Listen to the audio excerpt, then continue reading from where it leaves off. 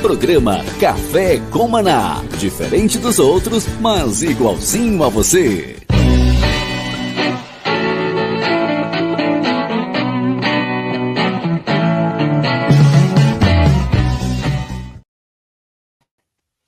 Shalom, graça e paz. Realmente um programa diferente, porque é especial, vem do céu.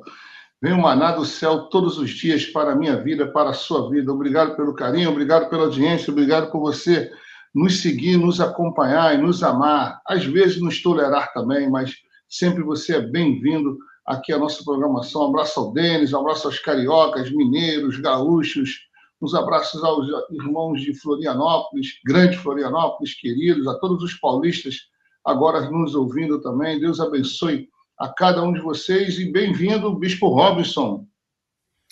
Shalom. Como é que vai, Kennedy? Tudo bem? Tudo certo? Nossos ouvintes também, que Deus abençoe cada um de vocês, em todos os lugares do Brasil, norte, sul, sudeste. Nós aqui estamos, né, enfim, numa expectativa grande. Hoje começa o Conference, né, o Sara Conference aqui em São Paulo, então, graças a Deus, né, hoje para nós é um tempo especial, tanto hoje, amanhã, sábado, então serão dias memoráveis, com certeza. Então fica aqui o nosso abraço a todos que estão no YouTube, né, que nos acompanham, que Deus abençoe poderosamente. Amém, amém, amém. Glória a Deus por isso. Vamos seguir. Hoje o Bispo Hugo vai se ausentar, né, do programa, mas daqui a pouquinho vão estar conosco o Bispo João e o Bispo Paulo Renato. Somos em 5.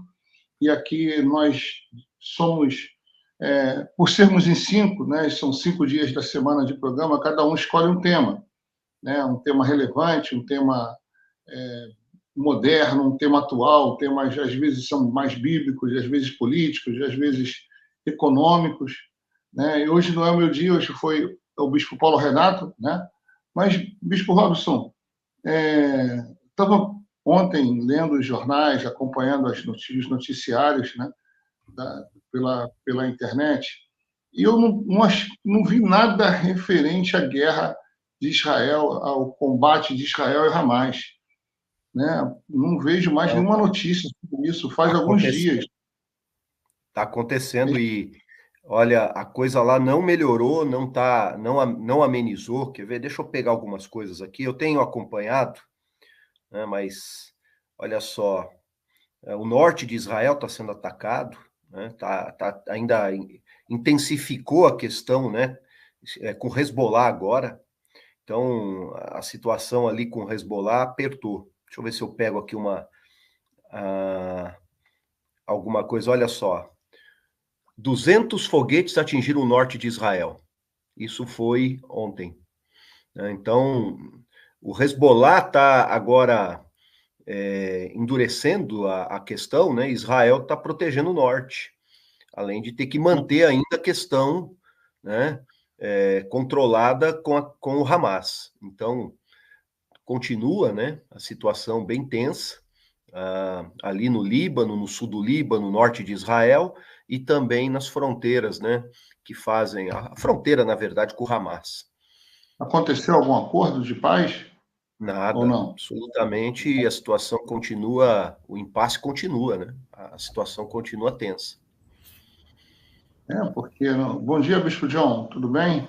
Bem-vindo. Salve, Shalom. Aí estamos. Estava aqui. A bênção do Senhor, nosso Deus. Amém. Glória a Deus. Hein, Bispo João? Estava aqui comentando com o Bispo Robson, antes do Bispo Paulo. Por que você está meia câmera aí com o queixo para só aparecer? O teu queixo nem aparece, Pastor Ken. Vou consertar aqui. Espera aí. Consertar. Baixar um pouquinho aqui. Pronto. Aí, ó. Melhorou, né? Eu estava falando com o Bispo Robson, faz alguns dias que eu não leio nas principais mídias algo sobre Israel e Hamas e Rússia e Ucrânia também, sabia? Parece que polarizou só na política nacional e agora nos Estados Unidos, né? As capas, os principais jornais, a capa é Trump, Biden, né?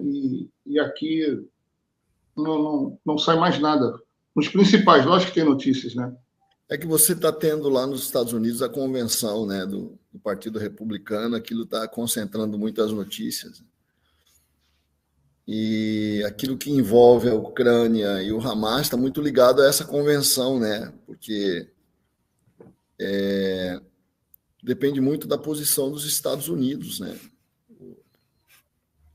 O futuro dessas duas guerras, né? Então está muito ligado ao que eles falam lá, né? Pelo menos eu tenho... hoje você consegue, no YouTube, né, sintonizar nos principais canais abertos lá dos Estados Unidos, né? Nas principais redes de televisão de lá, né, como CBS, ABC, NBC, né? E hoje em dia, cara, é impressionante como hoje em dia você não precisa mais, né, você já pode pegar direto na fonte as notícias.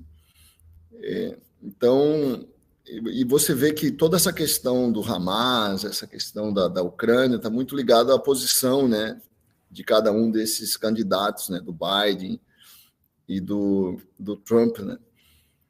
Vamos ver, né, o que acontece. Eu acredito que o Hamas não mudou nada, na verdade, né, nessas duas guerras. Continua da mesma forma. Talvez por isso as notícias sejam tão repetitivas, né, e não estejam ocupando manchetes. Mas é interessante, né? Dois homens vão cada um com uma definição acerca da guerra totalmente diferente, né? Um do outro.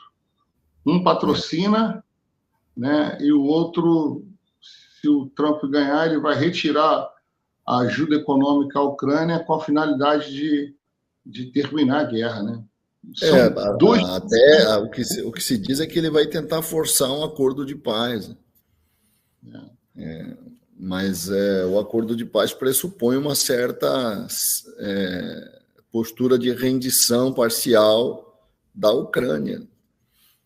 Não sei como é que ele vai negociar isso. A questão é o financiamento, né? Se ele tirar o financiamento das armas, já muda muita coisa. Enfraquece muito a posição da Ucrânia, né? Se for o caso do Trump, né? Então, eu entendo que ele consegue enfraquecer e, claro, aí vai começar a abrir negociações, tirando financiamento. Os Estados Unidos é o maior financiador hoje, tanto de uma quanto de outra guerra. Ele também é o maior parceiro de Israel e ele que financia também, né, a questão da guerra. Mas ali no Oriente Médio já é um pouco diferente a coisa. A coisa ela vai por outros caminhos. Não é só o fato de tirar o financiamento, não. Ali tem uma questão existencial, uma disputa assim muito mais complexa.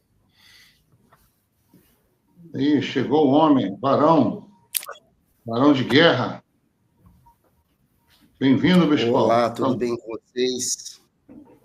Obrigado, muito bom estar aqui. Estou de viagem, não estou em casa hoje. Aí eu estava nos atropelos aqui para conseguir uma internet. Eu espero que fique tudo bem, porque eu tô emprestando uma internet de cima da laje aqui, ó. Arrumei uma internet emprestada aqui para poder conectar e estar hoje aqui junto. Vamos lá, já chega chegando e iniciando o tema, Bispão. Maravilha, vamos em frente então. Vamos dar uma sequência. Ontem a gente falou sobre um pouquinho do cenário político já, né? Já tocamos nesse assunto. E aí eu tive o entendimento assim da gente dar uma sequência e falar um pouquinho mais de forma objetiva sobre o cenário político atual, que vão ser as eleições municipais, né, em todo o Brasil. Esse ano de eleições municipais. Em outubro, o povo brasileiro, no caso mais específico agora nas cidades, né, vai às urnas para eleger os seus prefeitos e para eleger os seus vereadores. E, obviamente, que a campanha, apesar de não ser oficial ainda, né, os pedidos de voto, as candidaturas, ela, na verdade, já começou. E em alguns cenários, alguns ambientes, a gente já tem visto, assim, verdadeiras batalhas, né? Porque aí começam pesquisas de intenção de voto, começam divulgações, começam degladiações de candidatos já, né, um falando do outro, e aquela coisa toda. E esse cenário meio guerrilheiro da política, assim, às vezes deixa o cristão um pouco apreensivo, né? O cristão, ele quer paz, né? Ele tem aquele perfil, que nem falamos ontem, né? Mais voltado para o conservadorismo, às vezes comunicado de forma mais intensa com a direita, e por conta disso ele quer paz, ele quer trabalhar, ele quer pagar as contas dele, ele quer ir passear com a família no shopping, ele quer fazer uma viagem, quer ir para a praia no final do ano. É isso que ele quer tranquilidade, ele quer tudo em ordem na vida dele. E alguns até ficam avessos, né, à questão política. Tem crente que não gosta quando, por exemplo, o pastor traz assunto de política na pregação, ou então quando irmãos, né, colocam esse assunto em pauta no contexto da igreja. Tem pessoas que ficam apreensivas com isso daí. Em algumas igrejas, não é o caso da Sara, mas em algumas igrejas, chega a ser um sacrilégio, né, mexer nesse assunto dentro da igreja. As pessoas, de fato, não querem, não gostam, né? Então, eu queria começar esse tema 2024, eleições municipais, prefeitos, vereadores e o cristão. Eu queria começar com a seguinte conjectura aqui. Que atenção que os cristãos devem dar? É importante que o cristão dê atenção para esse momento? Quem pode começar aí? Sim. A eleição municipal, ela vai definir a qualidade de vida da cidade, a rua da cidade, né, o transporte urbano, o saneamento básico, enfim, é muito importante, né, olhando o objetivo real da política, certo? Você ter uma cidade melhorada, dependendo daquele que você vai escolher, ele vai... Tem prefeitos que são excelentes. Eu tenho um prefeito... O prefeito da minha cidade é um fenômeno em revitalização da cidade, por exemplo. É um dos melhores prefeitos que eu já vi, né, que eu já presenciei. Tem um prefeito de uma outra cidade próxima à minha, que é uma cidade litorânea, né, que evoluiu assim a qualidade de vida naquela cidade. Ele transformou a cidade, transformou as ruas, estão todas asfaltadas. Ele conseguiu atrair investimentos para a cidade, conseguiu atrair empresas, aumentou a qualidade de vida da cidade, iluminou a cidade. Quer dizer, isso nós vivemos nas cidades. Então, começando pelo básico ali, nós temos que escolher pessoas competentes, né? Competentes para a administração pública. Você vai entregar na mão de um vereador, de um prefeito, vice-prefeito, a administração do lugar onde você mora. Então, isso é muito, muito importante. Então, assim também como vemos cidades abandonadas, esquecidas, perigosas, enfim, tudo isso é política, né? Tudo isso tem a ver com a própria política local, com a política estadual, política nacional. Agora o tempo é da política local, então o cristão ele tem que escolher com sabedoria, com inteligência, né, quem realmente é transparente, honesto, né, aquele que tem caráter.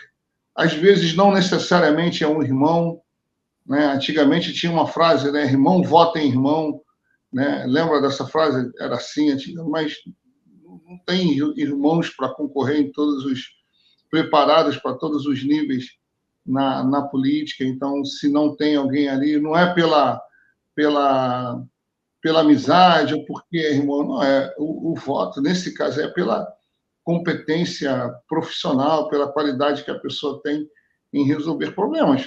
A política da cidade é isso. É a sua cidade, é a escola do município, a escola do seu município é boa, a escola do seu município oferece uma qualidade de ensino em que tem, por exemplo, eu lembro que Porto Alegre tinha, não sei como é que está hoje, né? tinha uma das melhores qualidades de ensino. Tem aquela irmã que é professora aí, né, Bispo João? Esqueci o nome dela, é professora no ensino em Porto Alegre. Então, tem cidades que a prefeitura investe bastante em educação. Então, enfim, começando aí pelo básico, tá? Sem espiritualizar, o crente ele tem que ser inteligente. Política é a organização da vida social, né? É você organizar a vida da comunidade, né? Regulamentar, né? E então a gente pensava muito assim, né? Que a questão da política, se o cara for um bom organizador, né? Um bom administrador, tá bom, né? Embora às vezes não seja crente, mas é um bom administrador. Né? O problema é que hoje isso mudou. Hoje está tudo politizado. Né? A educação está politizada. Né? A sexualidade está politizada. Sempre. A justiça está politizada. Olha, é muito difícil hoje você pensar em política como você pensava no passado, né? Não, a igreja é uma coisa, a política é outra, mas hoje até a igreja está politizada, né? Até a liberdade está politizada, a liberdade de expressão, a liberdade religiosa. Estão querendo, por exemplo, hoje na política você quer até regulamentar a liberdade de você escrever o que você vai falar, né, nas mídias sociais. Então, hoje, o nível de politização da vida chegou num extremo, né, tão absurdo que hoje a política não é mais apenas a administração, né, da cidade. Claro que na questão da eleição municipal está muito ligada à administração da cidade, mas na administração da cidade entra a questão da educação básica, que é uma coisa super politizada hoje, com uma influência muito grande da ideologia de gênero. Se você pega, por exemplo, eu estava vendo que na Inglaterra, por exemplo, algumas escolas promovem a transição sexual de um adolescente sem comunicar aos pais. Quer dizer, o adolescente faz a transição do sexo masculino para o sexo feminino, faz a transição da sua identidade e os pais não são comunicados pela escola que isso está acontecendo. Os professores é que trabalham isso. Você vê o nível de loucura, né, que as coisas chegaram. Então, acaba sendo importante hoje que as pessoas que vão ser eleitas declarem de uma forma muito bem definida quais são os seus valores nessas áreas da educação. Não precisa realmente ser evangélico, não é nada disso. Não acho que não precisamos de uma república evangélica. Não é esse o nosso propósito. Pode ser católico, pode ter outra religião, mas com os valores bem definidos. Né? Os valores em relação à família nuclear, a valorização da família, né? A valorização de uma saúde pública que preserve a vida, que seja favorável à vida. Porque hoje a saúde está profundamente politizada, né? Por conta da questão da necessidade de eles promoverem os valores do aborto, da eutanásia e muitas coisas que nós não concordamos. Infelizmente, cara, hoje nós, ao fazer as nossas escolhas, não podemos mais votar num candidato apenas por sua competência administrativa, porque senão ele vai... Às vezes o cara é muito competente para administrar, para organizar, para fazer uma administração ter êxito economicamente, né? E na parte da organização da cidade e tudo mais, mas o cara vai entupir as escolas de uma ideologia completamente contrária, né, aos valores da fé evangélica, e os valores do senso comum, do que sempre foi o senso comum da população brasileira, não é só dos evangélicos, mas dos católicos e da grande maioria da população, né? Eu creio que nós temos que estar atentos para isso, né? E escolher candidatos. Eu não acho que a igreja deve partidarizar, não acho que a igreja deve fazer propaganda política, nada disso. Mas o cristão ele deve estar muito bem informado, né, sobre quais valores serão defendidos pelo candidato que ele vota nessas questões que são fundamentais para nós, né, com relação à educação. O que você vai defender na educação? Qual que é a tua proposta para a educação? Qual que é a tua proposta para a saúde? O que você vai defender em relação aos eventos culturais na cidade? Tudo isso é importante você saber hoje, né? Porque senão você está votando em alguém que vai fazer a promoção de uma agenda que é uma agenda completamente hostil e contrária à fé cristã, né? E aos nossos valores. A eleição municipal está muito próximo da população, né? É o prefeito e os vereadores. Então, é um negócio que precisa de uma atenção e é mais tenso pelo menos aqui na minha região, envolve muito mais a população emocionalmente e angaria mais gente, né, nessa disputa do que a eleição presidencial. Eu sei que a última eleição presidencial foi um pouco diferente, né? Ela polarizou, mas no caso das eleições municipais, elas polarizam sempre. Aqui, pelo menos na minha região, são grupos que se dividem, que disputam mesmo o poder. E aí, eu acho que cada cidade tem a sua particularidade. Então, assim, tem que ser analisado de uma maneira rigorosa, e cada igreja inserida, né, no contexto da cidade precisa, né, junto de seus membros, aí vem a questão da orientação, de conversar, é muito bom isso. Isso realmente é democracia, conversar, né, e entender melhor. Eu lembro do Bill Hybels, né, ele fala de 3 Cs. Bill Hybels. Isso, Bill Hybels. 3 Cs. Caráter, competência e combinação. Ele coloca essas 3 coisas para poder escolher bem, né, um líder. E eu entendo que isso, para nós, devia ser uma coisa muito clara. Caráter, nós temos que considerar isso no político, né? Olha o histórico dele. Combinação, aí entra valores, tá? Esse é o ponto que o Bispo João colocou muito bem, combinação. Porque às vezes tem competência, e às vezes não tem competência. Quer colocar apenas por combinação, né? Não tem competência. Aí é problema também, porque vai administrar uma cidade, e cidades têm heranças, né? Heranças, tem problemas de saneamento básico, tem dificuldades, tem pessoas em vulnerabilidade, tem todo tipo de situações, tem que administrar a questão da saúde pública, que é muitas vezes um caos, tem que administrar educação, combinação, competência e caráter. Essas coisas são importantes. Quando a cidade é muito grande, que nem Porto Alegre, fica bem... Porto Alegre, São Paulo, né?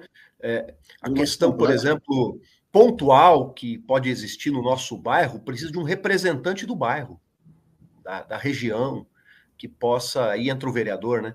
Que possa defender realmente as necessidades daquele local, porque é muito grande a cidade. Quando a cidade é pequena, que nem Jandira, aí é mais fácil, né? Porque fica tudo muito claro, não se esconde nada, é fácil de perceber, né? Mas para um administrador, por exemplo, uma cidade que nem São Paulo, certas demandas que precisam ser levadas para ele, e para ele poder ter olhos para resolver aquilo, precisa de um representante. Então, tudo isso tem que ser considerado. Eu acho que o cristão precisa olhar de uma forma ampla. O cristão, às vezes, ele é condicionado a olhar de uma única maneira, por combinação. Não, somos crentes, vamos votar em crentes. Não. Tem que ter as 3 coisas, tem que analisar a realidade da cidade, as propostas. Eu acho que isso é muito importante.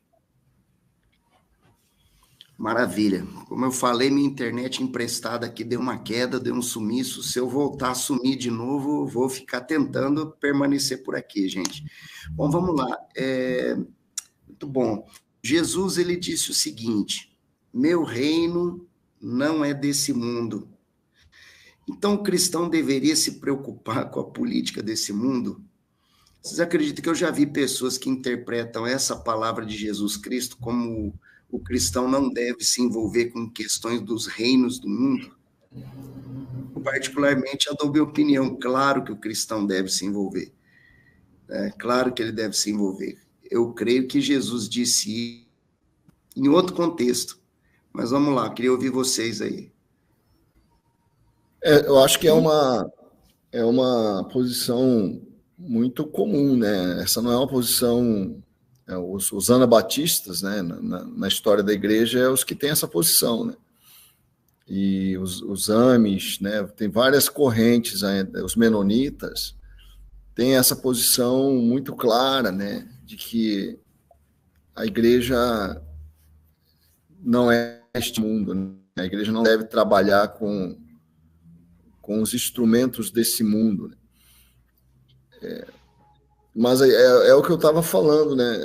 O ideal é que a igreja realmente não se misture demais, né? Porque a nossa missão é outra e a política é divisiva, né? A política traz uma divisão muito grande, né? E se a igreja conseguisse fazer o seu papel de pregar o evangelho, de se dedicar, e deve se dedicar prioritariamente a isso, né? A pregação da palavra de Deus, e como o seu papel é agregar, né, e a política desagrega, inevitavelmente, né, a política partidária, né, o ideal é que a igreja não se metesse nisso, mas é como eu falei, o problema é que hoje tudo está politizado, a família está politizada, né, existe um grande debate no Congresso Nacional hoje sobre a organização da família. A família está politizada, a sexualidade está politizada, a igreja está politizada, né? A liberdade de expressão.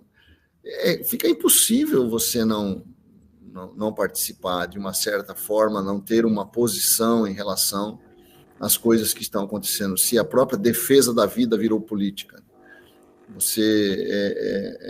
a defesa dos valores mais fundamentais da nossa fé entrou no debate político e hoje é matéria de lei, de política pública, de regulamentação, e a gente é afetado por isso, não tem como nós não opinarmos, não tem como nós não nos posicionarmos, né? Existe o ideal e existe o real, né? O ideal é que nós pudéssemos cuidar só da pregação do evangelho mesmo, seria muito melhor para nós, iria evitar muita dor de cabeça, né? Mas é impossível, nós somos cidadãos de dois reinos, né? Nós estamos em Éfeso e estamos em Cristo, né? Aos santos que estão em Éfeso, né?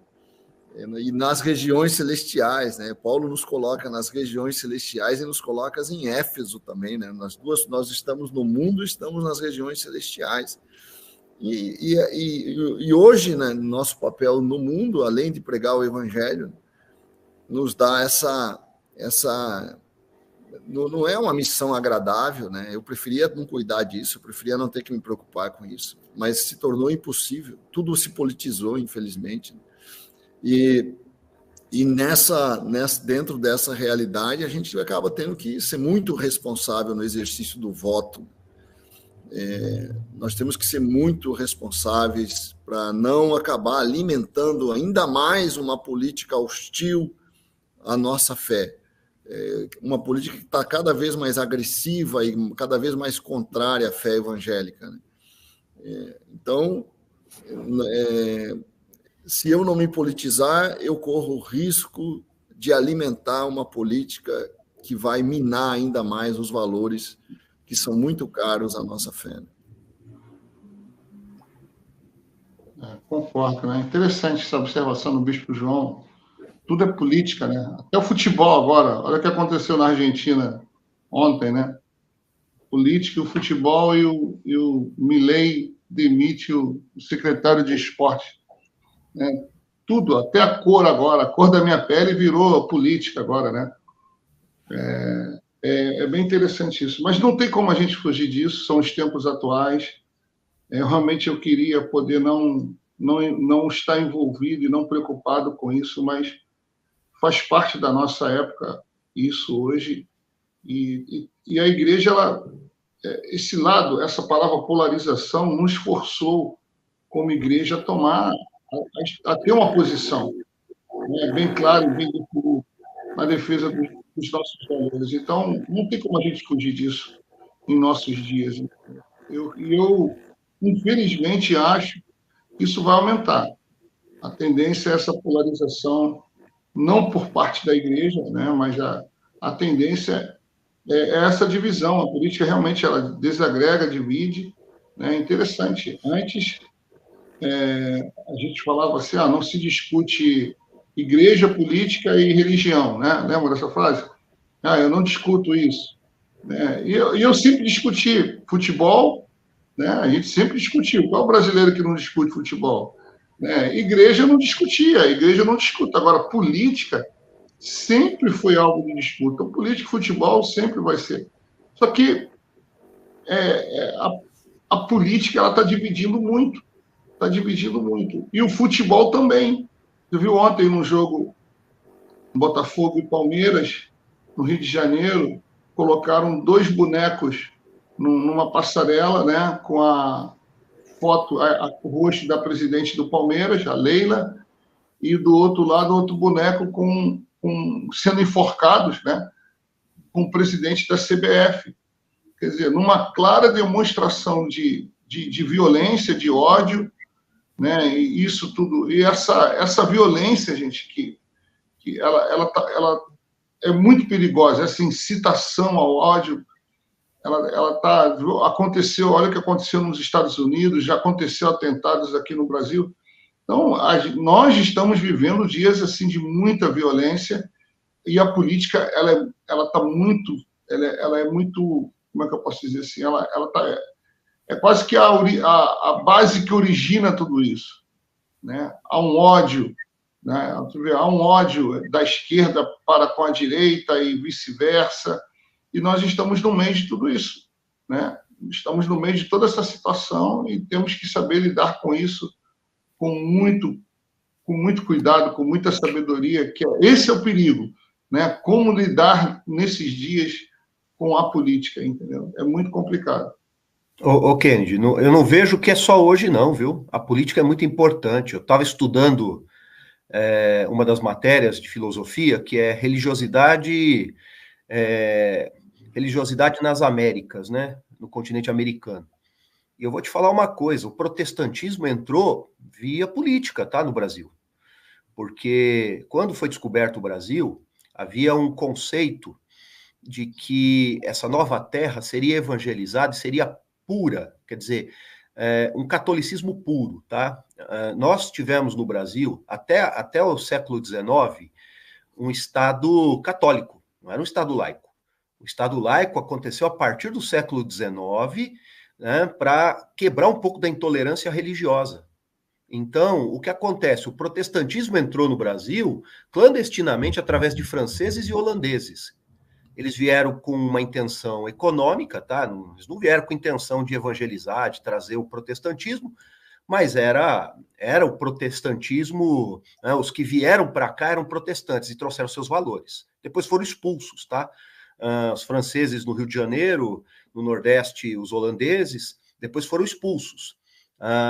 E o que acontecia? A mentalidade, quando se falava da religião, quer dizer, a igreja usava a política para dizer o seguinte: nós não vamos permitir, né, o mal do protestantismo. Para quem não conhece história, houve uma rixa, houve uma disputa realmente entre protestantes e católicos. Do século XIX, quando o Estado se tornou laico, e é a política que faz isso, tá? É isso que eu quero mostrar para vocês, a política. E fez isso por quê? Porque o Brasil passou a ter relações comerciais com a questão com a Inglaterra. E a Inglaterra, a Igreja Anglicana, quando começou essas relações econômicas, a elite brasileira, e, enfim, né, a própria política acabou abrindo, e o Estado se tornou laico, e os anglicanos vieram. E aí veio outros protestantes também, né, que acabaram investindo na questão da educação, que acabou entrando nas questões sociais do país, que acabou agindo, né, fazendo missões de fato. Então, a história mostra que a política sempre esteve presente. E a política é o caminho que é usado para abrir espaços, para discussões. E nós temos que ter consciência disso. Se a gente quer participar da sociedade, interferir, defender valores, a política faz parte. Não é uma coisa anormal, não é uma coisa indigna, não é uma coisa pecaminosa e errada.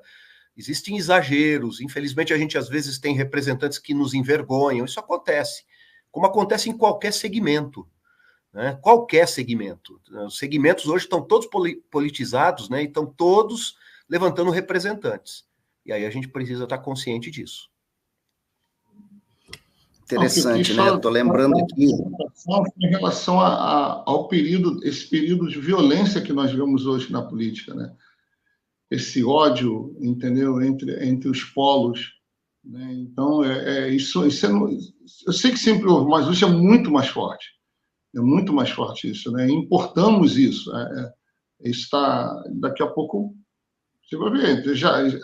Nós sabemos que existem assassinatos em época de política, tem cidades que têm domínios, tem uns coronéis no Nordeste que matam... Aqui houve assassinato do prefeito, em Jandira, tá? Na minha cidade. O prefeito, ele foi assassinado, e não foi só ele, tá? Outros vereadores foram assassinados. E não foi esquerda e direita, tá? Foram outros motivos.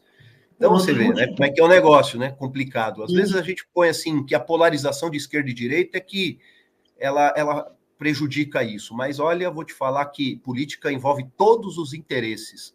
Não é assim, Paulo? Paulo conhece bem porque esteve lá, né? E como, né? Estou lembrando aqui de uma frase do Spurgeon, do Charles Spurgeon, o príncipe dos pregadores. A gente tem o príncipe africano aqui com a gente, né? E o Charles Spurgeon foi o príncipe dos pregadores. Ele diz o seguinte, que política e religião não se discutem. É por isso que os continuam governando e os falsos profetas continuam pregando. Muito interessante a colocação dele, né? O Bispo João, ele, na colocação dele aí, ele falou sobre a gente preferia não estar envolvido dentro desse campo, né? E nos ocupando com aquilo que é nosso real chamado, um reino que não é desse mundo, de estar pregando o evangelho. Enquanto isso, nossos governantes governavam garantindo, e assim, com propriedade. Ele disse que nós, lamentavelmente, precisamos sim nos envolver, e eu concordo, e é isso mesmo. Em 2008, né, eu fiz a minha primeira candidatura a vereador na minha cidade, onde eu atuava como ministro do Evangelho, e eu ganhei a eleição.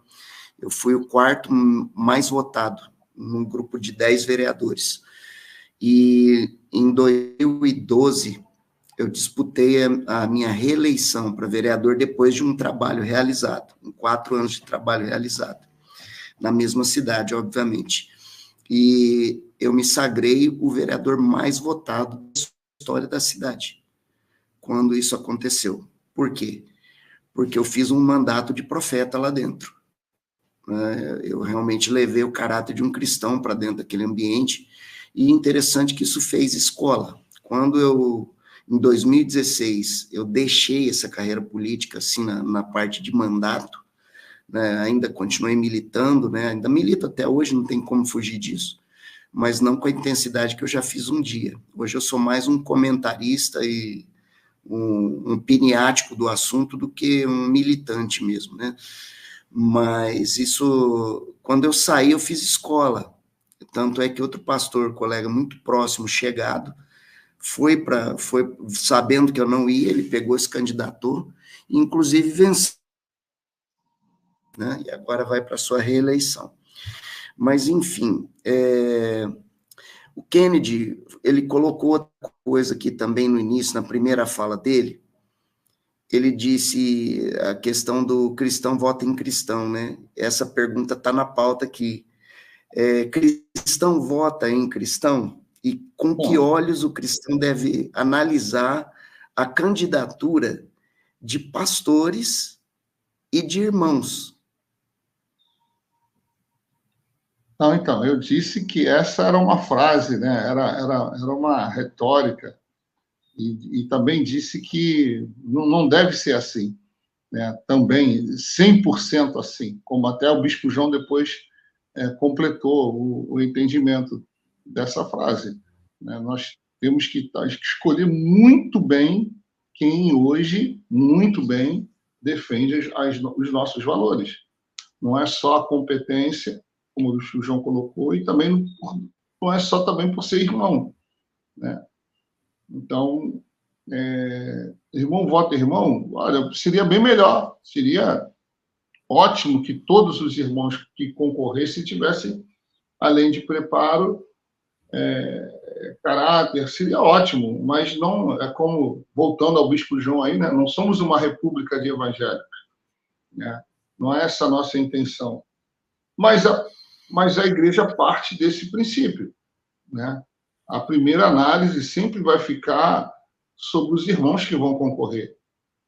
Então, essa é a primeira análise, é em cima disso, né? E aí a igreja... Só que não é tão simples também, né? Então, essa análise ela tem que ser realmente bem profunda de cada um de nós que vamos votar.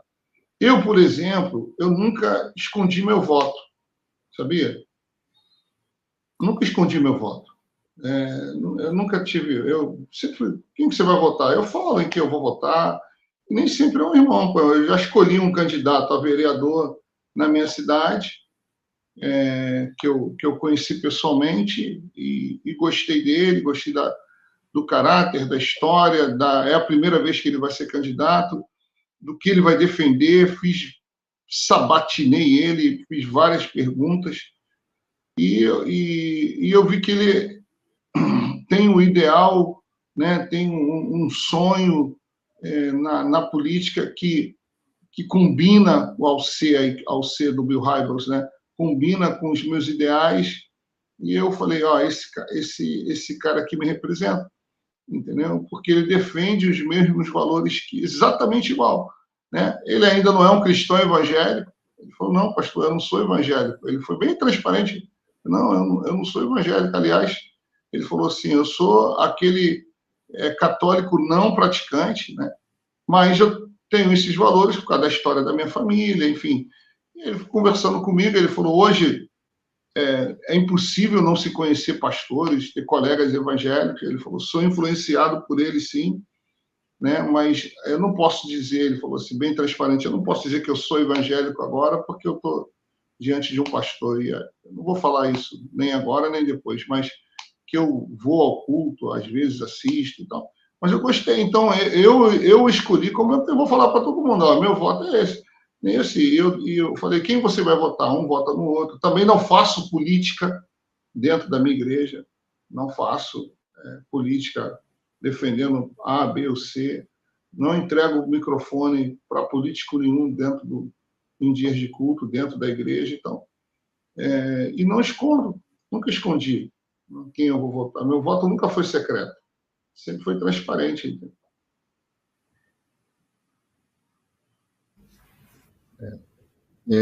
Acho que, irmão, nós temos que votar em candidatos comprometidos com valores e que tenham capacidade também de defender esses valores, né? Numa assembleia, né? Não adianta a pessoa, às vezes, ter nossos valores, mas quando chega diante do confronto, o cara se cala, ou é tímido demais para defender aquilo que nós cremos. É um cara que retrocede, que recua diante na hora da votação das matérias importantes. Não é um cara responsável, não é um cara trabalhador. Eu acho que são vários aspectos, né, que nós temos que levar em conta na hora de fazer a nossa escolha.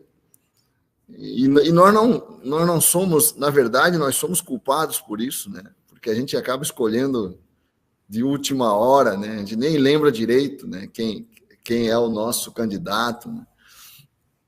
Em quem a gente vai votar. Eu creio que o cristão ele tem que ter uma cidadania mais responsável, né? O exercício dos seus direitos políticos, né? Nós temos direitos políticos, né? E um direito político fundamental é o direito de votar, né?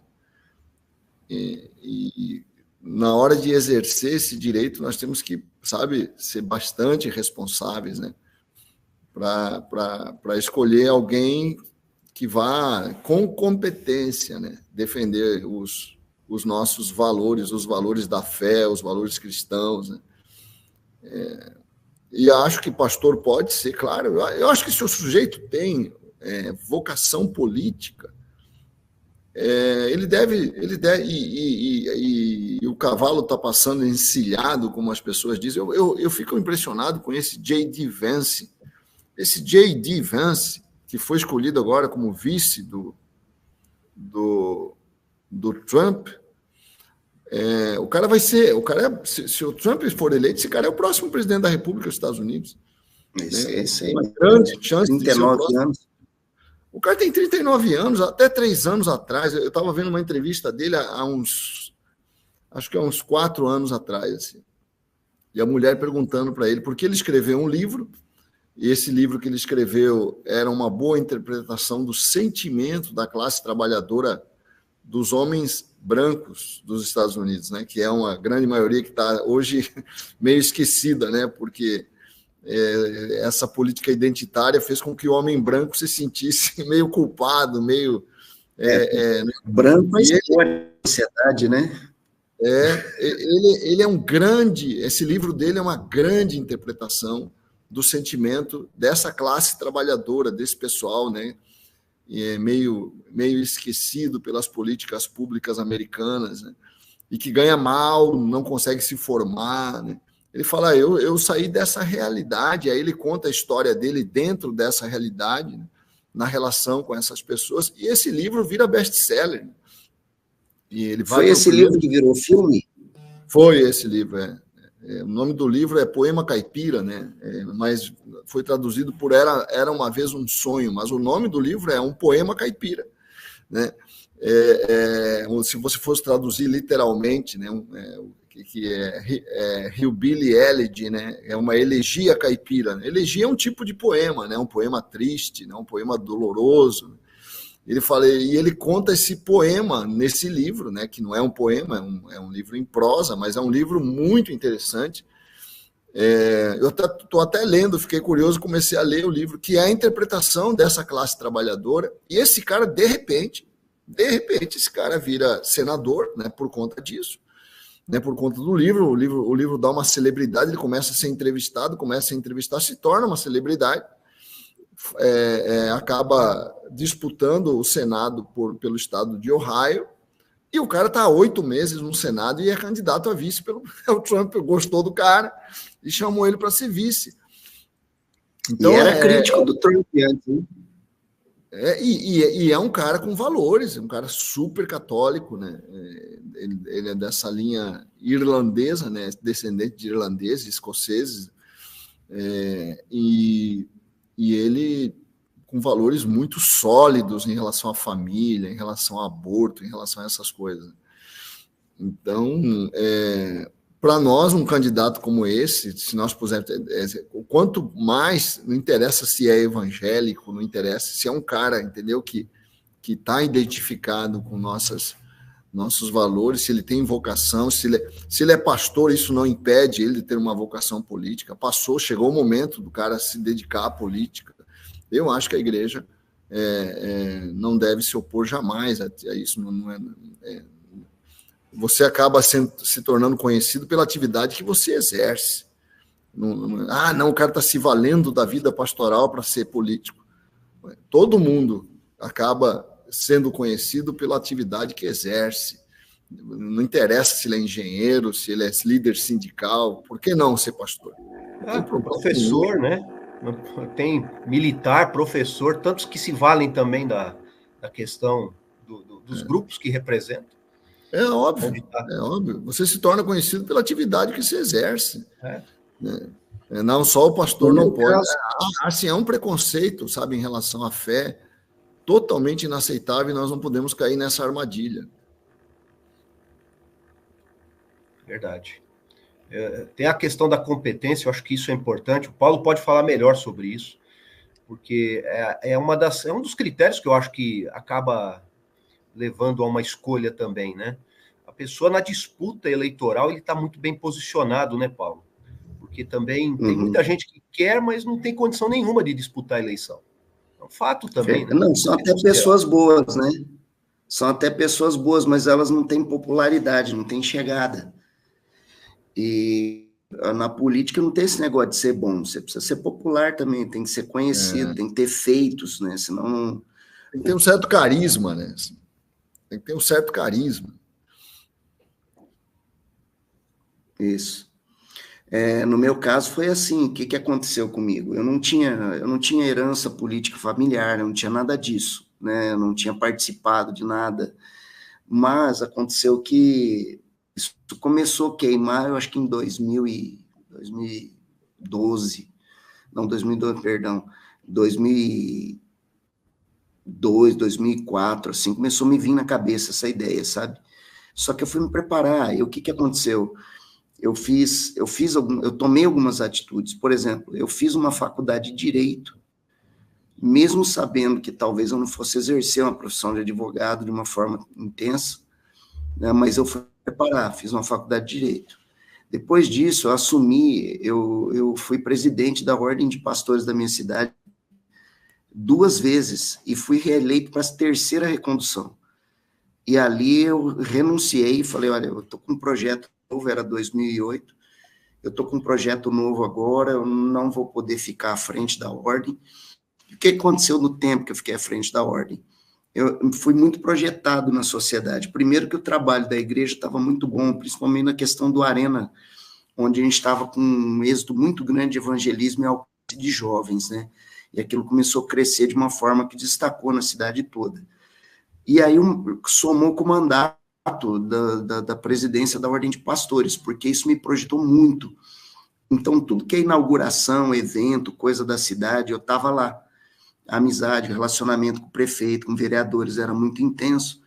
E eu era muito requisitado, para, principalmente, assim, tá dando a bênção em órgãos públicos que estavam sendo inauguradas, obras públicas, empresas privadas, vendo isso, começaram a me chamar, e isso me projetou bastante, né?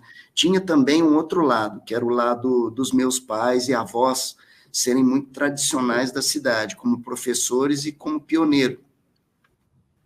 Mesmo não tendo sido político e eu não tendo uma família, digamos assim, numerosa, no sentido demográfico mesmo, assim, né? Vários parentes na cidade, assim, aquela família super conhecida. Não era o caso, mas tinha esse quadro histórico. E a outra coisa foi que eu comecei a ouvir da boca de próprios políticos e também da boca popular o seguinte fala: por que você não se candidata? Por que você não... Porque você estava muito projetado, né? E demonstrava competência no trabalho, eles começaram a me desafiar. E aí foi então que eu acabei tomando a decisão, lógico que isso passou por igreja, passou por família, e tendo o aval tendo o respaldo, né, dessas duas alas tão importantes para a minha vida, aí eu acabei me candidatando. Fiz 2 mandatos por 8 anos, né? E isso foi um destaque, digamos assim, pela boca popular, né? Não o que eu acho, e pela boca da família, da igreja, eu saí melhor do que eu entrei, né? Eu deixei uma marca muito positiva. Tanto é que na cidade hoje, quando eu volto na cidade, eu sou encontrado aí no ambiente social, o pessoal pergunta: e aí, tá de volta? E aí, vai sair prefeito? E aí, vai ser deputado? Até hoje fica isso, sabe? Fica um legado mesmo, a marca. Mas é o governo do justo, né? Quando o justo governa, o povo se alegra. E a glória não é dele, a glória é de Deus, né? Mas, enfim, a gente está terminando, falta aí, teria até muito mais assunto, esse assunto não esgota, né? Quem sabe a gente leva adiante. Eu ia perguntar se existe respaldo bíblico para o cristão na política. É uma resposta um tanto quanto óbvia, mas a gente seria mais pontual. Mas é isso aí, gente. 2 minutos para encerrar a rádio. Fala, pastor Kennedy. Só falando aqui, pegando então as participações aqui do pessoal, né? A Sinara, o Rodrigo, a Thaís, o Omar Nasser, o Antônio Vieira, a Barbearia Dom Rafael, e algumas, várias participações aqui de outros irmãos, né? E algumas colocações, né? A Mary, né, fala que sempre votou sem se preocupar, só votava para não ser multada, hoje aprendeu a votar na igreja com consciência, né? Você vê que a igreja tem esse papel também de cidadania, né? a Cláudia Afonso, né? Os princípios da palavra são claros. Seria saudável dialogar sobre as propostas de candidatos com esta luz, né? Mas se tornou tema sensível e pessoal até dentro da igreja. Quer dizer, é um tema difícil de abordar sem dar conflito, né? Será que a negociação de princípios cristãos está dificultando o diálogo sobre o tema entre irmãos na fé dentro da igreja? São essas as colocações dos irmãos. Assim, não sei se depois a gente pode falar um pouco sobre isso no YouTube, né? Um grande abraço aí aos irmãos. Um abração. Vamos seguir no YouTube. Encerramos na rádio, mas continue com a gente. Programa Café com Maná. Diferente dos outros, mas igualzinho a você. Mas e aí, tem respaldo bíblico? A gente podia citar algumas passagens, ainda que de cabeça, assim mesmo, sem lembrar exatamente o local. Ou história, né, de personagens bíblicos. O povo se alegra, né? Justiça, né? É uma das bandeiras nossas. Não, Israel não tem como, né? Porque Israel era um governo teocrático, né? Então,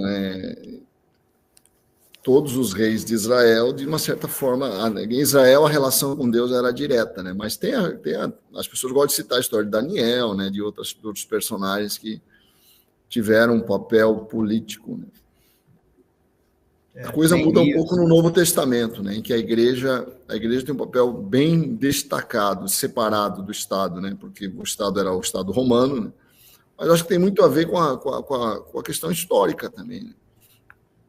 Né. Historicamente, não tinha como a igreja participar, embora alguns membros ali fossem participantes, às vezes, da corte, né. Tinha procurador que era romano, que estava na igreja, né, mas obviamente as coisas não são incompatíveis, a política é uma esfera da vida, né? A vida tem vários aspectos, a política é uma delas. Talvez uma das mais importantes, né? Porque é a regulamentação da vida social, né? Da vida comunitária, interfere um monte, né? Na nossa vida. Mas e o apólogo de Jotão, gente?